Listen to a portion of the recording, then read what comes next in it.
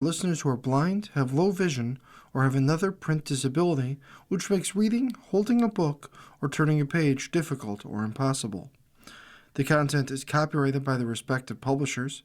For more information, please visit us on the web at nfradioreading.org. Hello, this is Patricia Mary, and for the next hour, I will be reading from the February 7th, 8th issue of Off Duty from the Wall Street Journal on the Niagara Frontier Radio Reading Service. From the front page of Off Duty, how to ski without wrecking your skin or yourself. Whether you're an Olympian in Cortina or cruising down runs in Aspen, here's what your face and body needs before and after hitting the slopes. And this is by Fiorello Bellisolo. Before pro skier Sierra hits the slopes in Park City, Utah, where she lives, she puts on multiple layers of skincare. First, she washes with a balm like honey based cleanser, then adds a generous dollop of rich moisturizer before finishing with two sunblocks, one hydrating cream and one stick for touch ups. Sierra, who has been skiing since she was 2, developed the routine after years of trial and error. Cold and altitude can be a harsh combination for the complexion.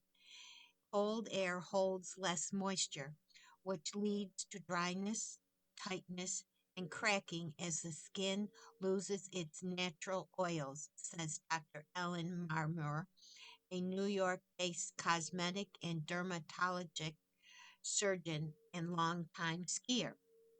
UV radiation is also much stronger at high altitudes.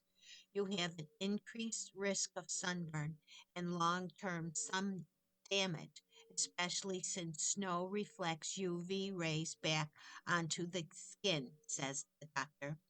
All of this impacts your skin's barrier, making it harder to thwart irritation.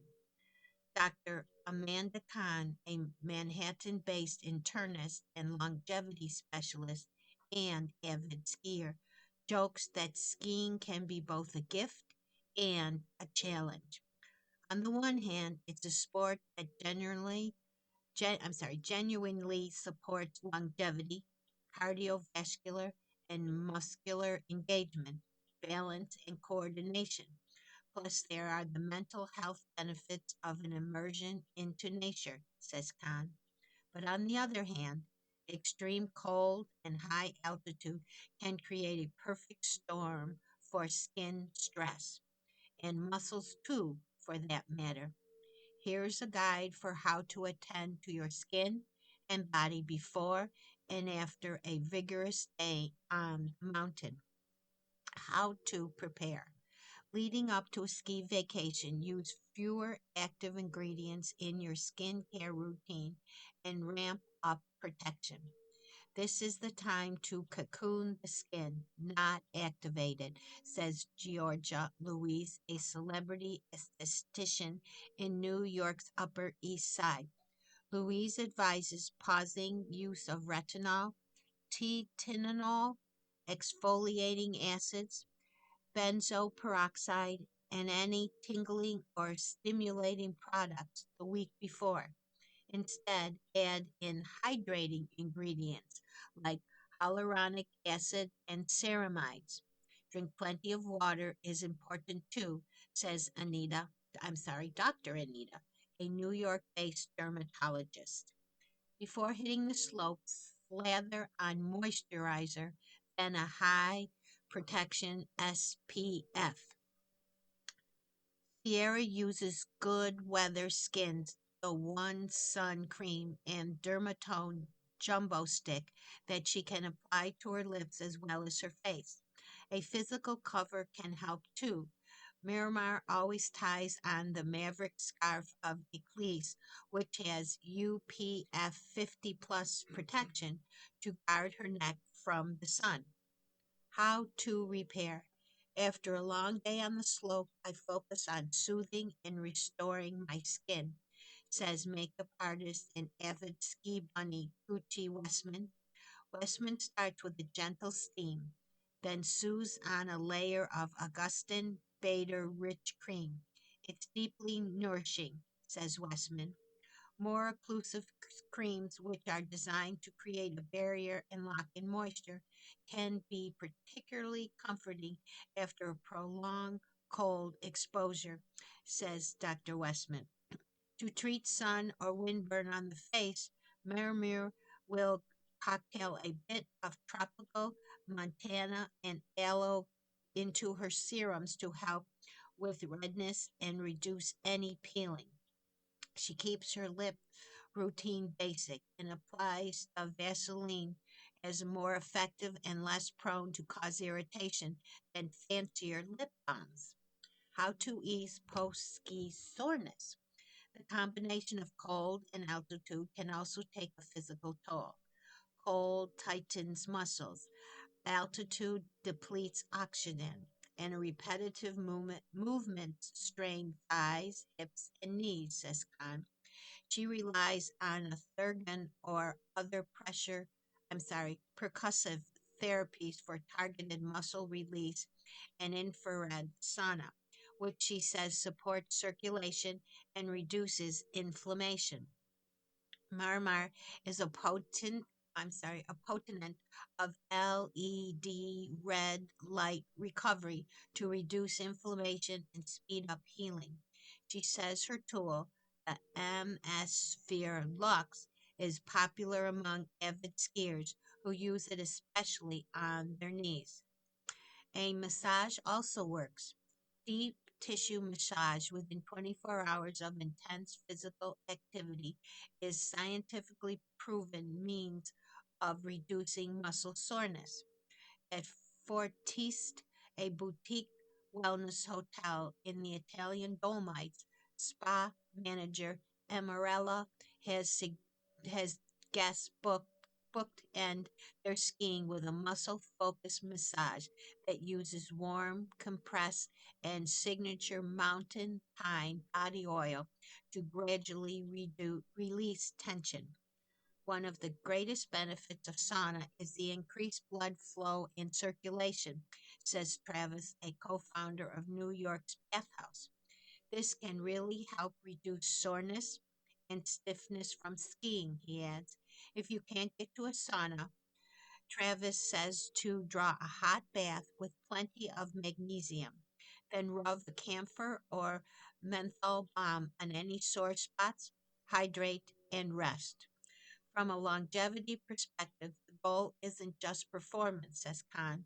It's recovering intelligently so you can keep skiing stronger for decades to come. From the style page, Valentine's Day gifts for every stage of the relationship. Whether you've been married for 30 years or you're going on your first date, here is a cheat sheet on what to give.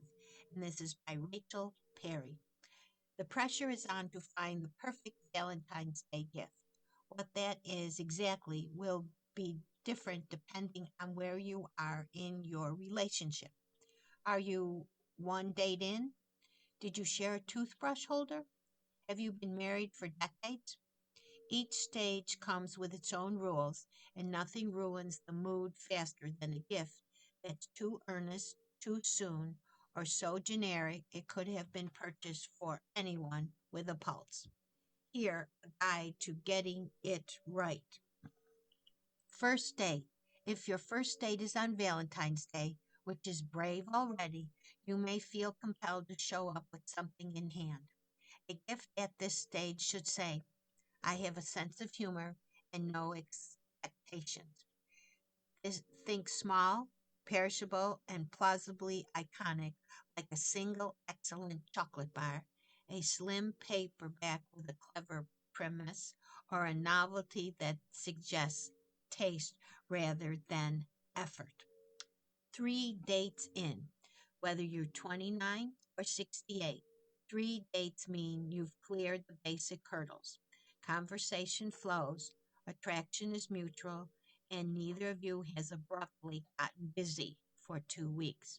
At this stage, the best gifts demonstrate listening but not surveillance. They meant they mention loving a certain condiment, a niche hot sauce. Do they drink coffee obsessively, a well designed mug, or a bag of good beans? Seeing each other a few times a week, you have a decadence. You know each other's schedule. You've left something at their apartment on purpose. It's time for an experience based gift to jazz up your routine. Think tickets, reservations, anything that creates a future plan. The production company A24 made special movie chocolates that come in flavors like fizzy mountain soda and will pair nicely with tickets. You've defined the relationship. You're in a relationship, but there's no ring or shared lease. The right gift here is something that feels personal but not permanent. Think of something for their home that doesn't claim space in yours, like a beautiful print, a sculptured art, or a framed matchbook from a favorite bar or restaurant. Moving in together. At this point, you've seen each other sick, stressed, and assembling furniture. Living together is still new, so every practical present for your shared home feels special. Gifts here should improve daily life. Nicer linens, a staycation, or an upgraded alarm clock to make hitting snooze more pleasant. Thoughtfully, practicality is its own form of intimacy. Till death do us part. Why not put the spark back in your relationship by going just a little bit over the top? Resist the urge to buy a super practical gift like a laptop. Instead, buy luxury luggage which hints at future adventures. Another article from the style page. Women are buying big, bold costume jewelry. They say it's less pretentious. As gold and silver prices hit record highs, women are embracing audaciously chic costume jewelry. This is by Catherine Zarella. Last month, while scrambling to make a flight out of Newark Airport, I was detained by the TSA, all because of a few bubbles. They're not weapons, it's costume jewelry, I said to the officer as he confiscated two fistfuls of finger length rings, a chunky necklace mimicking the moon's phases, and a gilded hand adornment that resembles black brass knuckles. It's just fashion, I added unhelpfully. We'll be the judge of that, ma'am, the officer replied, waving over his supervisors. After investigating my hardware, the pair gave me a stern lecture on how badly I could hurt someone with these accoutrements. I would never, I lied, remembering that just the night before I'd fantasized about using them on a patron at my favorite restaurant. His gloating about his crypto portfolio had made me lose my appetite. My daily doodads are more extreme than most, but I was surprised they caused such a stir. As gold and silver pieces hit record high, costume jewelry is on the rise. According to fashion insiders, women are increasingly opting for whimsical statement pieces over bank breaking fine ones or effortlessly combining the two styles. Costume or fashion jewelry can be defined as pieces that are grand, but not prohibitively so, devoid of precious gemstones or solid value metals. And while some costume pieces are seriously expensive, think upward of $10,000, they're still considerably cheaper than a fine version would be. In recent years, costume has become a mainstay on major runways, including those of Saparelli, the brand responsible for my run in with PSA, Saint Laurent, and Celine. The omnipresent and a fury of celebrity fans such as Tyriana Taylor has helped stroke fervor. In the past few years, we've seen a clear increase in demand for costume, says Lauren Duvall, a founder and chief executive of luxury retailer The Webster. Clients gravitate towards bold, expressive pieces that elevate everyday looks. Duval cites New York jeweler Eddie Borgo, who helped popularize high concept costume jewelry back in the late aughts and early 2010s, as a modern pioneer in the category.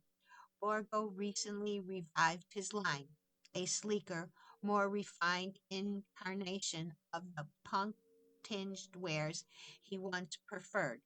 The new collection features semi precious stones and architectural shapes inspired by the 1960s in New York.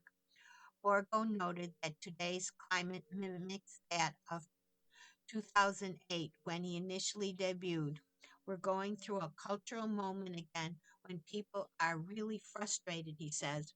It's in these moments that we see rebellion and renaissance that's directly associated with adornment and has been throughout history.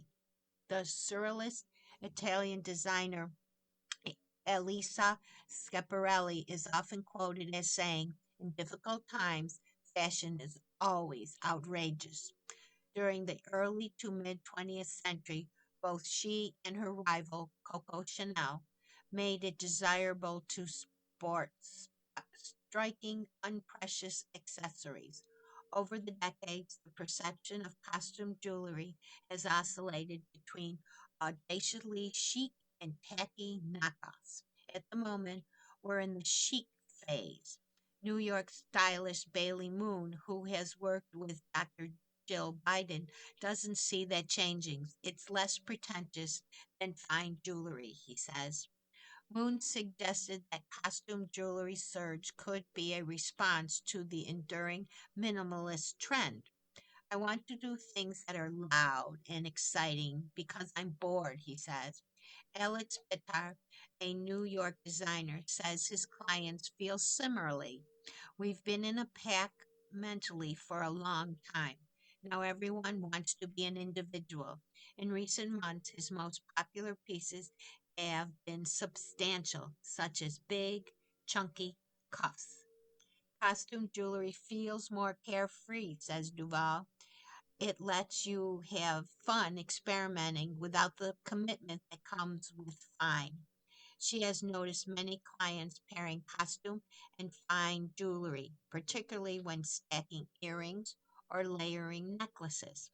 New York designer Jennifer Fisher, who offers both fine and fashion designs, has observed customers combining the categories in piles of rings and bangles.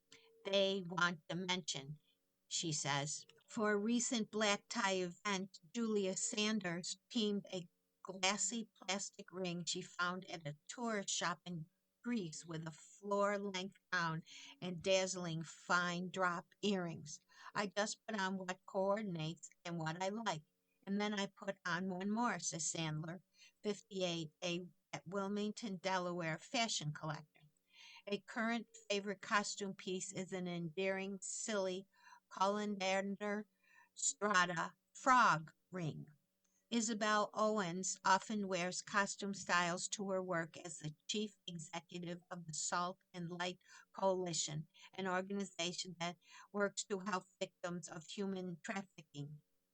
Costume jewelry brings in humor, says Olson, 45. My job is so heavy and I love having these playful things in the office. She too enjoys tangling real and faux. You can be courageous with costume jewelry, but then bring refinement with a tennis necklace. She's done hefty costume bracelets with her classic Cartier tank Francois. You can break the rules and be okay as long as you balance it somewhere else. Vitar contends that styling regulations are overrated. Listen, we're living by a thread, he says. Wear whatever the hell you want. There are no rules. And tell that to the TSA. A. You're listening to the reading of articles and features from Off Duty from the Wall Street Journal on the Niagara Frontier Radio Reading Service. This is Off Duty Travel. I rode Amtrak's new Mardi Gras service from New Orleans to Alabama. 2 decades after Katrina cut off service, I journeyed from the Big Easy along the Gulf Coast. Here's what's changed and what stayed the same. And this is by Matt Hines. Oh man, Dad, look at this, shouted the young girl behind me as our train passed a billboard advertising a local injury attorney. Buddy, her father said with a smile, we're still in New Orleans. It has been less than 90 seconds since we rolled out of the station, but the girl wasn't alone in her excitement. We were on Amtrak's Mardi Gras service, which launched last August after the route, which headed east from New Orleans, was shut down more than 20 years ago due to damage sustained from Hurricane Katrina. I moved to New Orleans in 2009, 4 years after the storm. As I watched the region recover, I'd often hear from friends reminiscing about the days when they could shuttle between the Crescent City and Mississippi Gulf Coast towns like Biloxi and Bay St. Louis, all the way to Mobile, Alabama, without getting in a car. The twice daily train service has blown away projections for ridership, according to Amtrak. But why? To better understand the buzz around the return of train service, in December I booked a series of tickets on the line for each of the 5 legs of the 145-mile journey. A cocktail hunt in Bay St. Louis. In no time I was in unfamiliar territory. The sun rose over spoonbills and egrets standing in shallow waters as a lone kayaker navigated fields of marsh grass. 40 minutes later, we crossed the state line and arrived in Bay St. Louis, home to just over 10,000 people. Volunteers with the local tourism board waited on the platform, guiding passengers to the town's shops, restaurants, and hotels. In recent years, charming Bay St. Louis has become a hub for artists who sell their wares at colorful shops and galleries like the French Portage and the shops of Century Hall. Shop owners told me that business has been better than usual since the train returned. While I didn't have space in my bag for whimsical prints from the Alice Mosley Folk Art Museum, I was determined to find a bushwhacker, a frozen cocktail milkshake hybrid beloved on the Gulf Coast. At the Blind Tiger, one of the number of bars on stilts along the waterfront, I ordered one and asked a group at the bar who made the town's best. A debate ensued that lasted until I left for my evening train, and possibly much longer. A bit of cadence in Gulfport. I got off the train again at the next stop, Gulfport, Mississippi, a historic commercial hub anchored by the headquarters of Hancock Whitney Bank. At the Tropical Siren Social Club, I splurged on a gin martini, an appetizer of garlicky Gulf shrimp and pasty encrusted beef Wellington. After my indulgent dinner, the wonderfully divey Kelly Sports Pub provided a more grounded experience. This time I passed on the signature drink, a shot, followed by a glass of ice water to the face and a slap from the bartender. Instead, I enjoyed a beer with the owner, Terry McCormick, who told me that since the train service launched, he and his friends have taken it to Mobile once a month for a bar crawl.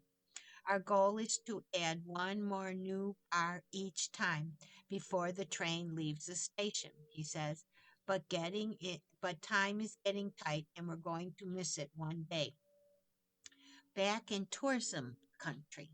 The next morning, I took a boat tour. Boating is a major attraction all along the Gulf Coast, and then rode the train to Biloxi, the Gulf Coast tourism capital, famous for its casinos, nightlife, and restaurants.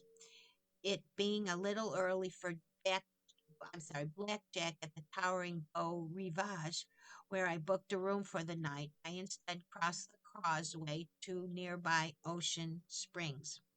I spent most of the day at the Walter Anderson Museum of Art, home to a wide ranging collection of work by the New Orleans born artist who lived in Ocean Springs for decades.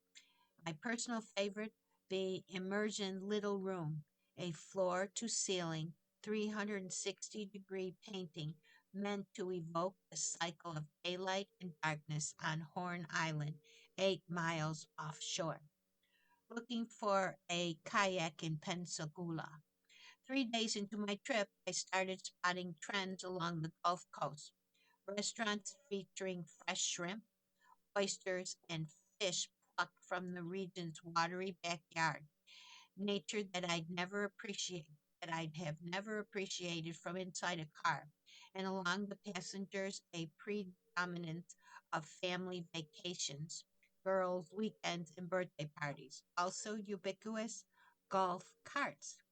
In Pensacola, I finally took a cue from the locals and rented one of my own. I zipped past shipbuilding facilities and refineries before cruising by grand historic homes watching over the Mississippi Sound. But the real gem of Pensacola is its namesake river. I was eager to get on a kayak and learn that the state park no longer loaned them out. My inquiries led me to Ruby Steiner, a local entrepreneur in the process of starting a rental company. For now, he adhered to the honor system. He left me a kayak at the River Road Boat Club and asked that I Venmo him $30 once I was done. A region reconnected. The next day, as I strolled through Mobile, I felt more attuned to though the lines connecting the places I had been on this trip. Ornate Creole style ironwork decorated the facade of buildings just like they do in the French Quarter. Posters from the same brass bands I knew from home hung outside music venues. At the Mobile Carnival Museum, Mardi Gras costumes behind the glass case wouldn't have been out of place at St. Charles Avenue in New Orleans. At the Noble South, a farm to table restaurant, I opened the menu and zeroed in on what? What else? Seafood. Another article on off duty travel, and this is by Matthew Konsberg. These travel videos have no host, no voiceover, and they're addictive. TikTok is full of flashy, high produced travel videos. These long, quiet, first person walking videos on YouTube take a more immersion approach and can be just as immersive. Last spring, at an outdoor market in Chongqing, China, I browsed stalls heaped with dried red chilies and steaming sweet cakes. Vendors tooted fried mushrooms and roast duck to passing shoppers. Along with sensory overload and ravenous hunger, I felt something unexpected, a sense of deja vu. I had never been to this market, or for that matter to China before, but in the weeks before our trip, I had watched a video of it on YouTube from the account Allen Food Walk, and Allen is spelled Alin. Unlike a typically formatted travel piece with a chatty on camera host explaining opinions and maybe eating their way through a destination, this one was shot largely, largely in first person, making it feel as if I was walking through the market myself. Instead of narration, unobtrusive captions appeared on screen with the price, the province, or other details about various market items, leaving room for the ambient sound to come to the fore. Before I knew it, 45-minute video was over, and I wanted another. Thankfully, YouTube continued to deliver a steady stream of similar footage. With videos from Kyiv City Walk, I virtually wandered the streets of the Ukrainian capital, battered by war and frigid, but still vibrant. Solo Japan, Solo Travel Japan took me on long ferry trips up and down the Japanese archipelago. Eventually, I figured out that walking and ambient were useful search terms to find what I was looking for, along with whatever destination piqued my curiosity at the moment. Instead of Instagram and TikTok's algorithm maximized torrent of quick cuts and hyperbolic commentary, these minimalist travel videos offer relatively unmediated views, both of places that I was curious about and of ones I may not be visiting anytime soon. I quickly found a few favorites that I returned to again and again. Dave Shaw, 37, of Dave's Walks, has silently led me on a languid exploration of the United Kingdom, across the cobblestone causeways to Cornwall's St. Michael's Mount and along the cliff tops of North Devon. Shaw is meticulously documentarian of his journeys. To date, he says, I filmed 326 walks, totaling 1,817,200 steps. 801 miles. Those who want to follow his footsteps, he provides links to Google Maps of his walks. But these videos aren't just for planning trips or reliving them, says Isaac, 46, whose Pro Walk Tours accounts has 754,000 subscribers on YouTube. Some viewers are disabled, some are not financially well off enough to travel, he says.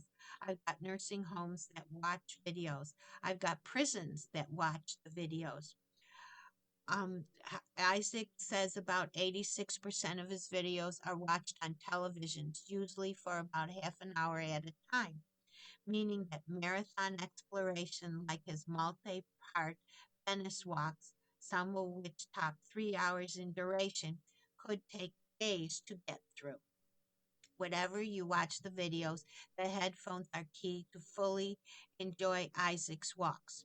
He records them with sensitive binaural microphones, which have the ability to pick up sounds exactly the way you hear them if you were in the place yourself. I love catching snippets of passing conversations or the chirping of an unfamiliar bird. When there's no narration, people stop listening and start noticing, Isaac says. They notice how the street sounds and how the people move and how the light changes. They're not being talked to, they're being immersed in it. From the design page, a burst pipe fast tracked her $100,000 living room renovation. An Indianapolis interior designer filled the space with some of her long-time dream pieces, like an oversized chandelier and blue velvet sofas. And this is by Laura Hine. A burst pipe, while the family was on vacation, no less, meant that interior designer Tiffany Skilling needed to move up her timetable to renovate the 1920s Tudor she and her husband John bought in 2021. We had done little updates, but I always advise clients to live in a house for a while before doing a renovation. You make better choices for how you live. The house in Indianapolis, Indiana, renovations included 8,000 square foot houses, 5 bathrooms, kitchen, butler's pantry, mudroom, and living room, where the Skillings honored their home traditional architect, but gave herself license to furnish it with some of her long-time dream pieces. The room's cost would have been $100,000 without Skilling's professional discounts. The prices listed are all retail. Here's a closer look at the renovation. For $9,000, she reupholstered a sofa. The more contemporary sofa was Skilling's previous home, and the vintage French one was in storage. She reupholstered both in blue velvet to create symmetry between the two sofas, which draw the eye to the room's focal point, the fireplace. The wallpaper was $13,500. We had this sweet little tortoise named Momo, and he passed away last year. she said. I was sourcing murals for another client when came across one with tortoises. The tribute delights her children, while the pattern movement adds a happy note to the room. The chandelier and the lamps in this room, they were $20,000. Skilling loves oversized lighting, which is often difficult for clients to visualize. She uses her home to show how contemporary large fixtures work in a traditional room. The room's lighting is all by visual comfort, and she has a giant chandelier hanging from the ceiling and two large lamps, all white in color, from tabletops. The rug she has is $16,000. When I first started designing, these were things that I loved for a long time, but I thought they were unattainable for me. Skilling says, when I came to a point in my life where I could buy these lowly LOLOI hand knotted rugs, I knew I would love them forever. Decorative objects. $3,900. The mantle holds a bust from a vintage store that Skilling has had for years. She mixed it with a Delft tulip vase found on a trip to the Netherlands and a vase on loan from her mother in law. The balance makes it interesting, said Skilling.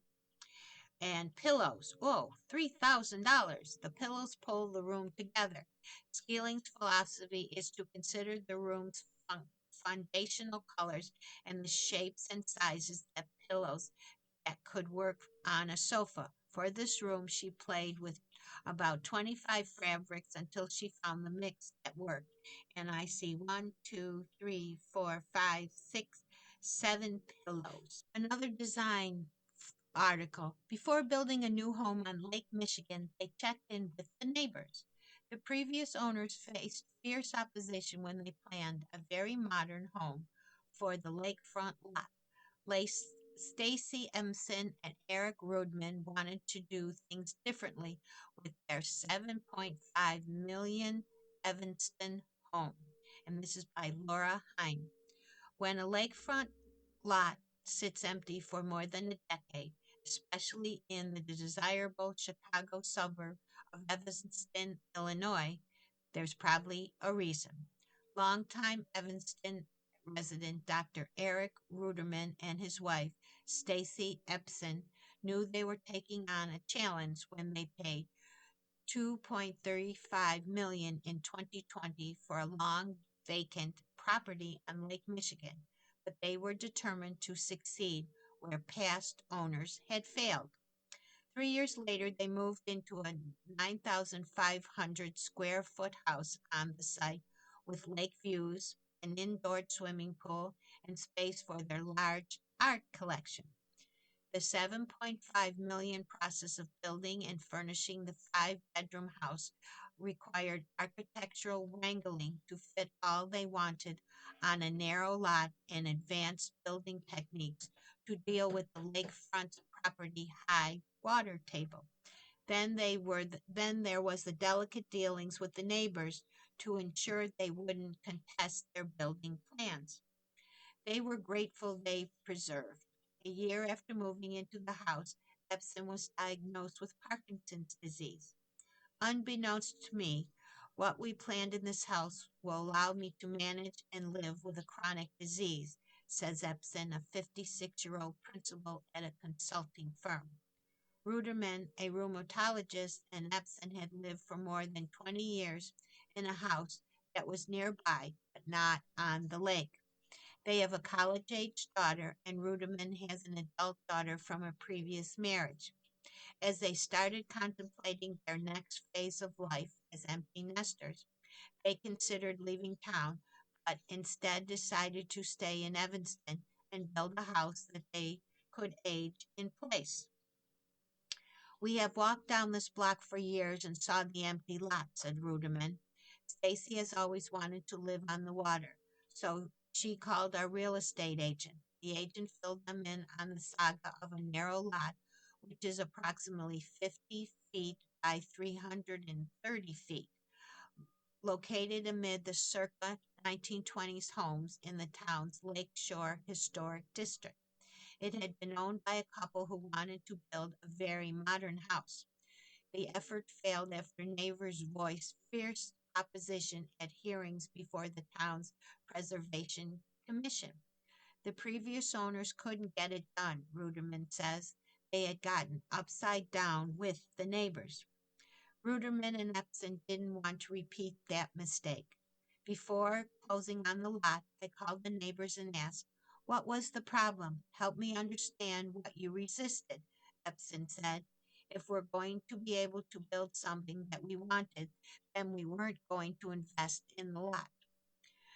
The neighbors appreciated their transparency, the couple said, and relied that they wanted any house on the site to blend with the existing historical homes, as well as match the neighbors' informality agreed upon setbacks for the lake and front yard. Satisfied they could meet those requirements, the couple negotiated with the owners to buy the roughly half-acre lot, which wasn't on the market. They also had their own ideas about what they wanted in a house: a home gym, an elevator, an indoor pool, and plenty of space for art. The couple collects photography, paintings, and sculptures, prioritizing female artists such as Summer Wheat and Torrance York. "We honor every anniversary with a piece of art," says Epson, who married Ruderman in 2004. "Some are very big pieces, so we wanted to make sure we had room for everything." To execute their vision, they hired Illinois-based Morganton Wilson architects. Principals Elisa and Fred had worked with the lot's previous owners, so they knew the site's constraints, but also its potential. Their designs called for the front of the house to be traditional, with gables and a dormer, in keeping with the neighborhood. The back of the house, however, is full of light and windows, and an open plan kitchen and family room that spans the home's full 40-foot width. They also made sure the plan met the neighbors' requested setbacks, Wilson said. This time it was quickly approved by the Preservation Commission. "We knew all the hot buttons," Wilson says. "We presented a scheme we knew would fly through." Construction presented challenges for the team, which included builder Bo Mitika of Integrity Builders and landscape architect Scott Bryan. "For one thing, the lake's water level has been high in recent years," Wilson says, "and the waves crashing in really could destroy a lot of the backyard. To preserve the outdoor space and protect it from erosion, Morgate Wilson designed curving walls that deflected the waves." The couple also wanted an indoor pool for exercise, a challenging proposition given the location's high water table. "To address this, we basically built a roof upside down and pushed it into the water so that it's completely sealed," Wilson says. With Epson's health challenges, the pool, elevator, gym, and spa with a sauna and steam room proved immediately useful. She uses the pool almost daily for swimming laps, in-water jogging, and resistance training. The Parkinson's disease diagnosis was a wake-up call to take better care of herself, she says, and she is planning to retire in 2026. "It gives me so much peace and calm to know that we can live here, I believe, until they have to take us out feet first," Epson says.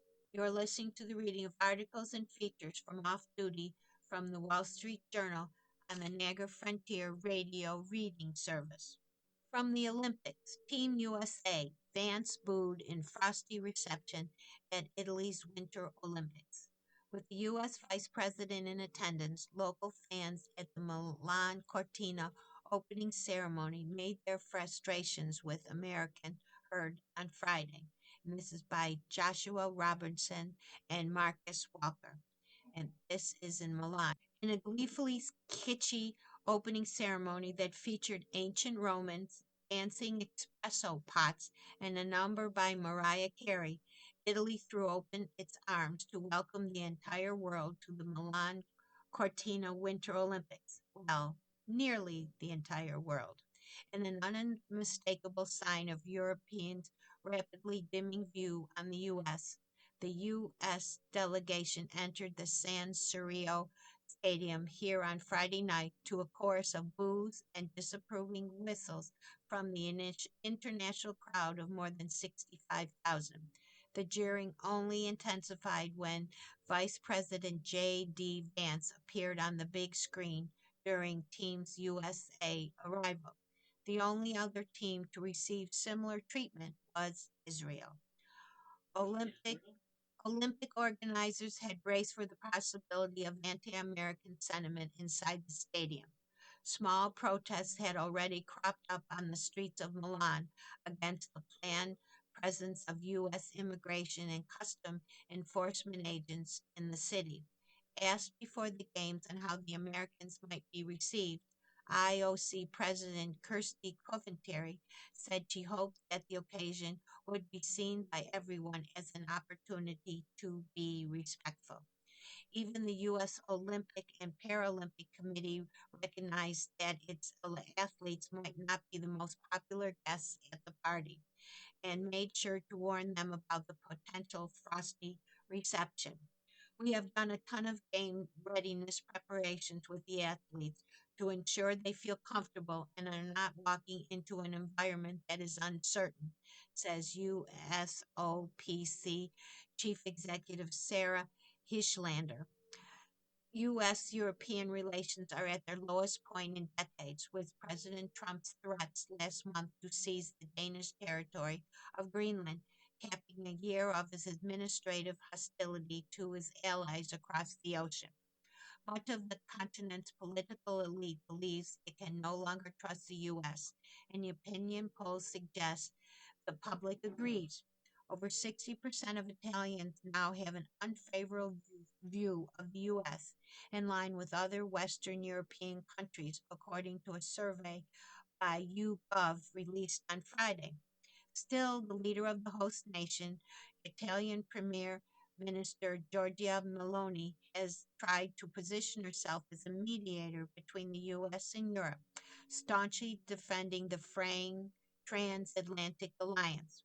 Before she even propositioned, before she even positioned herself in the box with Vance at San Siro, Maloney spoke with him and Secretary of State Marco Rubio earlier on Friday, nearly 1 year on from her first meeting with Vance in Rome at the funeral of Pope Francis.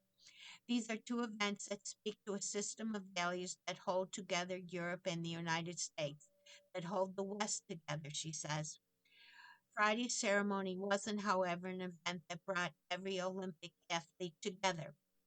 For the first time, the official curtain raising was held across four venues, from the stadium at the edge of Milan to the ski town of Cortina in the Dolomite Mountains to smaller sites in Lavigio and Presedo, which meant only part of the 232 strong U.S. delegation heard the Milanese reaction.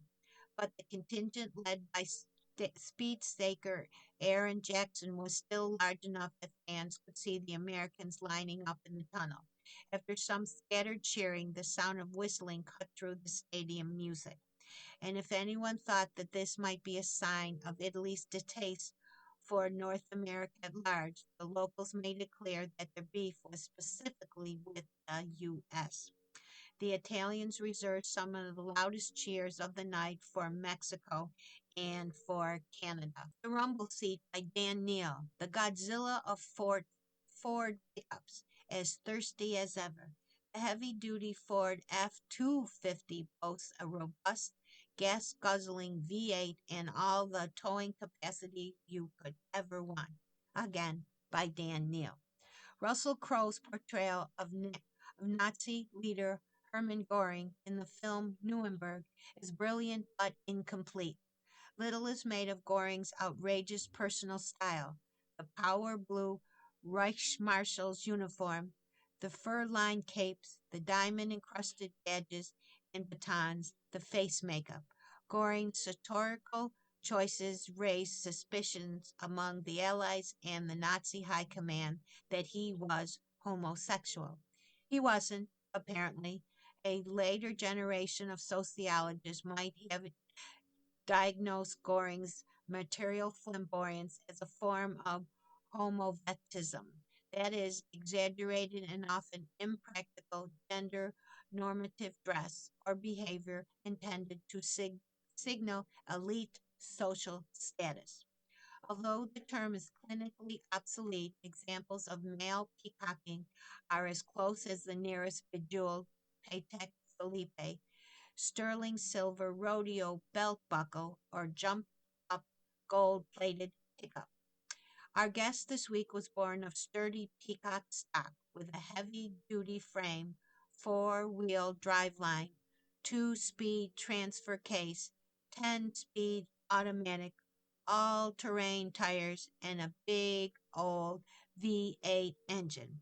By the time it reached final inspection, it had acquired a cloak of ruby red metallic paint, diamond white LED headlamps, and a mouthful of metal grillwork as bright as a tea service. The powered, dark tinted rear window, dual panel sunroof, cargo bed, and other status ease upsells added 21,000 to the tribute. My first thought, this is gorgeous, George. All the other roofing contractors are going to be jelly. But obviously, Mr. Majestic is too well dressed to be of any use off road. In the field, those 20-inch black painted aluminum wheels wouldn't stay pretty for so long. Those running boards would have the life expectancy of a fruit fly. My second thought, boats, big one. Big ones. In my part of the world, heavy duty pickups often work weekends, hauling the entrepreneurial class pleasure boats to and from the coast. With a towing capacity of 17,800 pounds, our fancy friend could trailer a mini sub and not even feel it. Grab hold of something and hoist yourself aboard. It smells really nice in there. Perhaps a hint of lavender in Ford's new car spritz. Because heavy duty pickups don't change much year to year, most of the updates occur in the cabin. This year, Ford is very excited about the truck's 5G Wi Fi comms, enabling over the air updates and other services. But the big news is what's old, the continuing availability of Ford's high output 7.3-liter V8, a naturally aspired push rod actuated gas guzzling nicknamed Godzilla. Introduced in 2019, it was the first pushrod V8 Ford built in nearly 20 years. Talk about going back to the drawing board. Apart from the electronic fuel, ignition, and other digital bits, this engine is practically identical to the beast my father winched into his Ford F-100 pickup in the 1970s, as was the observed fuel economy, averaging around 14 miles a gallon. What's up with that? The argument for the Palo V8 runs thusly. In the past 2 decades, emission and fuel economy requirements forced pickup manufacturers to downsize engines, increasing complexity using turbocharging, variable cam phasing, direct fuel injection, and other means to squeeze more efficient power out of the fewer CCs. But as a generation of buyers can attest, these hard revving little gassing suffered a host of maintenance, reliability, and durability issues. The last decade has been particularly hard on Ford buyers who have endured a string of recalls affecting the EcoBoost 2.0 liter, 2.7 liter, and 3.0 liter engines, 10-speed automatic transmissions, and other mission critical components. Let me take a moment here to say recalls suck. Godzilla is made of sterner stuff, a deep skirted cast iron block, forged steel crankshaft and oil-spooled pistons churning and burning with 485 pound-feet of torque at 4,000 RPMs. No turbocharging, cam, phasing, cylinder deactivation, or other common points to fail. With a single in-block cam, one timing chain, and two valves per cylinder, Godzilla is so primitive it's practically primeval. When last year Congress suspended fuel economy penalties for light vehicles, Ford could afford to sell more of its larger, thirstier, more robust V8s. In model year 2023, Godzilla got a baby brother, a 6.8-liter V8. For heavy haulers, Ford offers a pair of 6.7-liter turbo diesel engines, one standard, the other high output. Driving the F-250 around town doesn't make me feel any more superior, per se. The sight of me hopping down from the driver's seat has real Greg Bovino energy. The most welcome technologies are those that help me contend with the lane spanning width. A short stop to the lane center. A shout out to the lane centering drive assist system for keeping me squarely between the lines. Considering the huge values in play, the F-250's road-holding manners are benign. The tall off-road tires wobble about some. The best thing you could do for the ride quality is to shovel a half ton of snow in the cargo bed. Braking distances are horrifying, but at least predictable. It's obnoxiously tall, standing just shy of 7 feet with 9.2 inches of ground clearance. The lifted F-250 aims its ELD headlights directly in the eyes of many motorists, who angrily toggle their high beams back at you. Sorry, friend, those are the low beams. As for the Godzilla, it snores like a kitten.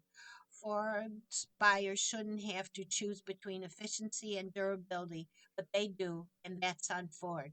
Considering what awaits them in dealers' service days, I understand why consumers would want to future-proof their sanity with the rock-ribbed V8. That's more my style. The base price for the F-250 is $65,440. The price as tested because of the extra add-ons is $88,270. Good luck with your Ford F-250. You've been listening to the reading of articles and features from Saturday, Sunday, February 7th and 8th issue of Off Duty from the Wall Street Journal. We read from Off Duty every Saturday at 6 p.m. Your reader has been Patricia Mary. Thank you for listening. God bless and be safe out there and stay warm. Coming up next in the Niagara Frontier Radio Reading Service, we have Harper's Magazine. At 8 o'clock, we have Sports Illustrated. At 9 o'clock, we have The Athletic, a section of the New York Times. Stay with us for these readings and more through the rest of the evening.